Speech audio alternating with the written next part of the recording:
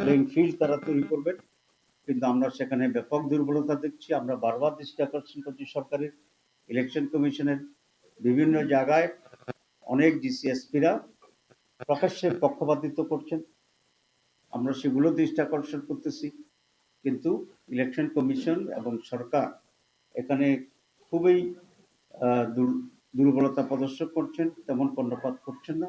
হয় সরকারের বা ইলেকশন কমিশনের একটা সুষ্ঠু নির্বাচন করার কোনো ক্ষমতা নাই, অথবা তারা ইচ্ছাকৃতভাবেই ওয়ান সাইডেড হয়ে একদিকে হেলে পড়েছেন, যেটা এই পুরা নির্বাচনকে প্রশ্নবোধক করবে এবং এক জটিল পরিণতির দিকে দেশকে নিয়ে যাবে। আমরা সেক্ষেত্রে সময় থাকতে সজাগ হওয়ার জন্য এবং সঠিক ভূমিকা পালনের জন্য সকলকে আমরা অনুরোধ জানাচ্ছি। নারীদের উপরে এই অত্যাচারের এবং নারীদের কাজে বাধা দেওয়ার এবং হামলার প্রতিবাদ আমরা আমাদের যে নারী সংগঠন আছে সেই নারী সংগঠনের উদ্যোগে আগামী 31 তারিখ আমরা একটা প্রতিবাদ নারী সমাবেশ করব শরণার্থী উদ্যানে।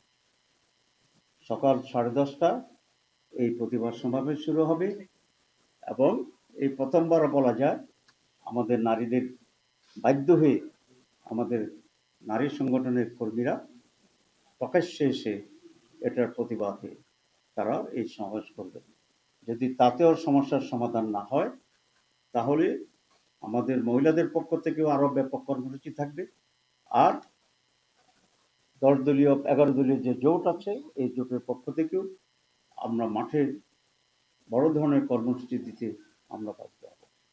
আপাতত আমরা আমাদের মহিলা সমাবেশের কর্মসূচিটা আমরা ঘোষণা করছি, যাতে করে সরকারের দৃষ্টি আকর্ষণ হয় এবং প্রতিপক্ষেরও আমরা দৃষ্টি আকর্ষণ করতে চাই, কারণ তাদেরও সংযত হওয়ার এবং আচরণবিধি মেনে চলার বিষয়টি আছে।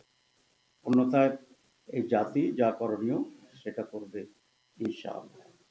আপনাদের সবাইকে অনেক ধন্যবাদ।